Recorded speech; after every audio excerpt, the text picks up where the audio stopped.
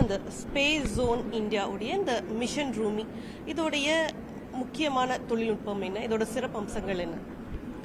முக்கியமான தொழில்நுட்பம்னா முதல் முறையாக இந்தியாவில் வந்து ஹைபிரிட் ராக்கெட் அப்படிங்கிறது முதல் முறையாக செய்கிறது. அது போன வருஷமே ஒரு முறை செஞ்சு பரீட்சித்து பார்த்தாச்சு. இப்போ அதில் கற்றுக்கொண்ட பாடங்களை வச்சுக்கிட்டு இப்போ வந்து முழுமையாக செய்கிறது. ரெண்டாவது இதை வந்து திரும்ப அதை ரிக்கவரி அப்படிம்பாங்க, திரும்ப உபயோகப்படுத்தக்கூடிய வகையில் அதை பயன்படுத்த முடியுமா அப்படிங்கிற ஒன்று நடக்குது. பட் இது எல்லாத்துலேயும் வந்து நிறைய பள்ளி மாணவர்களை நம்ம ஒருங்கிணைச்சிருக்கிறோம்.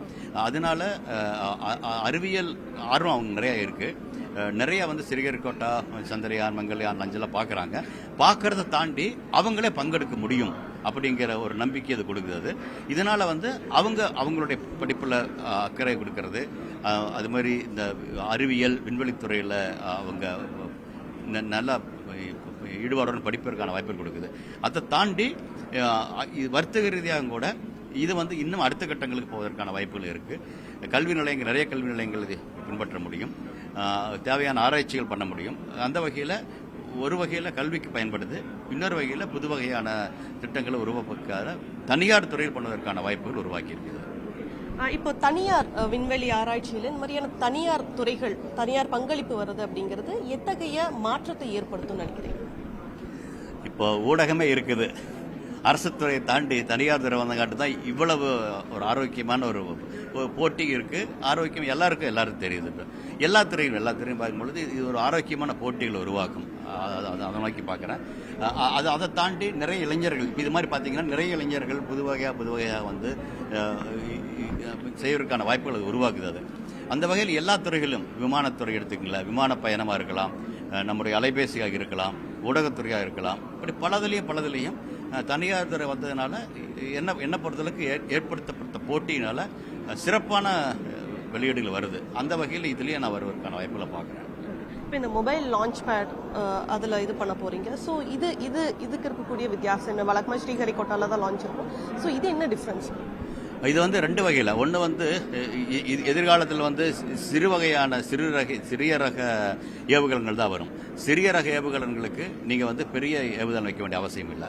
ஒன்று. ரெண்டாவது, இப்போ பல காரணங்களுக்காக ஒரு இடத்துலையே நம்ம லான்ச் பண்ண அவசியம் இல்லை, வெவ்வேறு இடத்துல போய் நாம் பண்ணுவதற்கான வழிமுறைகளை உருவாக்குது. இப்போ குலசேகரப்பட்டினம், சிறியர்கோட்டால் இருக்குச்சுங்களேன். இப்போ வந்து நாளைக்கு ஒரு 3 சேட்டலைட் லான்ச் பண்ணணும் அப்படிங்கிறபோது ஒரே தளத்திலிருந்து பண்ண முடியாது. இது கொடுக்கும் பொழுது உங்களுக்கு பரவலாக பலங்களில் செய்வதற்கான வாய்ப்புகளை கொடுக்குது. அது என்ன முக்கியமாக இனிமேல் இருக்குது சிறிய ரக ஏவுகணைகள் தான் இனிமேல் இருக்க போகுது. அந்த வகையில் இதை நாம் சிறப்பாக பயன்படுத்தி எடுத்துக்க முடியும். குலசேகரப்பட்டினத்தில் 2 ஆண்டுகளில் செயல்பாட்டுக்கு வரும்னு சொல்லியிருக்காங்க. ஸோ அதுக்கு எந்த அளவுக்கு சாத்தியக்கூறுகள் இருக்குது? என்ன மாதிரியான பணிகள் போயிட்டு இல்லை, அதை சாத்தியப்படுத்துவதற்கு தான் இது மாதிரியான மொபைல் லான்ச்சர்ஸ் இருக்கும்போது இன்னும் சாத்தியமாக கொண்டு வர முடியும். ஏன்னா அந்த இடம் தான் முக்கியம். அந்த இடத்துல இருந்து நம்ம இதிலிருந்து அனுப்புங்க விடுறது. இப்போ நம்ம மகாபலிபுரத்து இன்றைக்கு அனுப்பினாலும் அடுத்த லான்ச் அநேகமாக குலசேகரப்பட்டது கூட நம்ம பண்ண முடியும். ஆனால் குலசேகரப்பட்டது பண்ணும்பொழுது இன்னும் அதிகமான இடத்தை தள்ள முடியும். முக்கியமாக SSLV இப்போ சிறியர்கோட்டெல்லாம் அனுப்பணும்னா அதை விட அதில் அனுப்புனதை விட இன்னும் அதிகமான செயற்கைக்கோள்களையும் அதிகமான இடைவெளியும் குலசேகரப்பட்டது அனுப்ப முடியும். இப்போ அதுக்கு வந்து மொபைல் மாதிரி லான்ச் இருந்துச்சுன்னா குலசேகரப்பட்டதுலேருந்து போவதற்கான வாய்ப்புகள் உருவாக்கும்.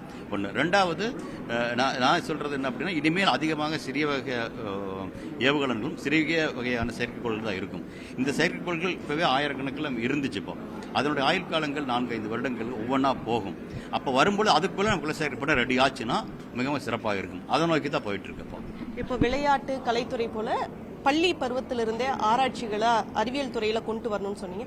ஸோ என்ன மாதிரியான கட்டமைப்பு வேணும், என்ன மாதிரியான அவங்களுக்கு ட்ரைனிங்ஸ் வேணும்னு நீங்கள் சொல்ல வரீங்க? இல்லை, அது நிறைய இடத்துல சொல்லியிருக்கிறேன். அதற்கான திட்டங்களும் ஆரம்பித்தாச்சு. திட்டங்கள் ஆரம்பிக்கல, நடைமுறையும் படுத்திட்டு இருக்கிறோம்.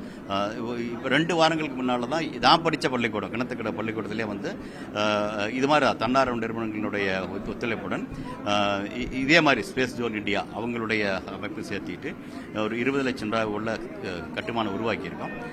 அதில் வந்து நம்முடைய கல்வி அமைச்சரும் கூட வந்து திறந்து வச்சாங்க. இது மாதிரி 3 இடத்துல பண்ணியாச்சு. சென்னையில் 2-3 இடத்துல பண்ணியிருக்கோம், திருச்சியில் பண்ணியிருக்கோம். இப்போ வந்து ஒவ்வொரு மாவட்ட ரீதியாக கூட இது மாதிரி உருவாக்குறதுக்கான வாய்ப்புகள் உருவாக்கப்பட்டிருக்கு. சமீபத்தில் பட்ஜெட்டில் 500 கோடி ஒதுக்கும் பொழுது அது செய்கிறாங்க. அதில் வந்து நம்ம சொல்கிறது என்னன்னா, விவசாயம் முதல் விண்வெளி வரை அறிவியல் துறைகளை மாணவர்கள் பள்ளி மாணவர்கள் கற்றுக்கொள்ளணும் அப்படிங்கிறது. விண்வெளி மட்டும் இல்லை, விண்வெளிங்க ஒன்று, ஆனால் விவசாயம் கூட நிறைய மண்ணின் தன்மையை தாழ்ந்து எது மாதிரி சறுவடை பண்ணலாம், நீர் ஆதாரத்தை எப்படி கம்மியாக பண்ணலாம் அப்படிங்கிறத முதல் கொண்டு இது பாடப்புத்தகத்தை தாண்டி பள்ளியிலேயே மாணவர்கள் செய்வதற்கான வாய்ப்பு உருவாக்கியிருக்கோம். நேஷனல் ஸ்பேஸ் டே அனௌன்ஸ் பண்ணியிருக்காங்க ஃபர்ஸ்ட் டைம் இந்தியா. ஸோ இதை பற்றி உங்களோட ரொம்ப மகிழ்ச்சியான ஒன்று. ஏன்னா எனக்கு ஒரு சந்திரயான் ஆரம்பித்த பொழுது எல்லாரும் என்ன பண்ணிட போகிறான்னு கேள்வி கேட்டாங்க. அதை தாண்டி 1, 2, 3 வந்து உலகளவில் நம்ம ஒரு நிலையை எடுத்துட்டோம். அதை சுட்டி காட்டுற வகையாக தான் நிலவில் சந்திரயான் 3 இறங்கின நாள் ஆகஸ்ட் 23 வந்து இந்திய தேசிய விண்வெளி தினமாக அறிவிச்சிருக்காங்க. அது முதல் ஆண்டு இந்த ஆண்டு.